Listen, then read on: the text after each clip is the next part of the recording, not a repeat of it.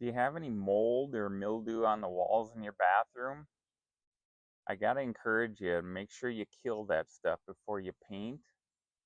Before you repaint your bathroom, make sure you kill that stuff. You can do that by making a mixture of, warm water and bleach, a little bleach in there, and making sure that you're killing that stuff, because once you paint over that mold or mildew, it'll just kind of keep growing and expanding. It seems like it gets worse the more you do it. So make sure you kill that with that solution by scrubbing and cleaning with the bleach solution. But another important thing, pro tip here, make sure that the mold and mildew isn't being caused by, let's say you have a second story in a bathroom or something upstairs. If there's a pipe leaking or anything like that, that's, if it seems kind of severe, there might be a problem, and you may want to consider getting your plumbing checked just to verify and make sure everything's okay and happy, because it doesn't take a lot of water to cause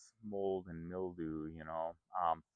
But you definitely, because of the showering and the bathing, that's a problematic area where it can sometimes be common. And so to try and prevent that, and I've talked about this before, the products are so much better with, like, formaldehyde, I think, and what do they call it, antimicrobial properties in the paints, that once you get it cleaned and controlled, it will many times stay nicer longer, much longer.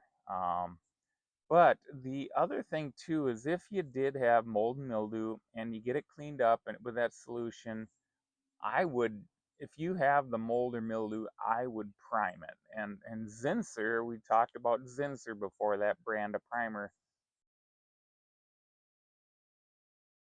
They have a mold killing line specific for that, and it is water based. It's not a an oil based one that stinks real bad, but I'm sure it probably smells like ammonia, which that's really going to help it. And there might even detect some chlorine bleach, probably, very likely.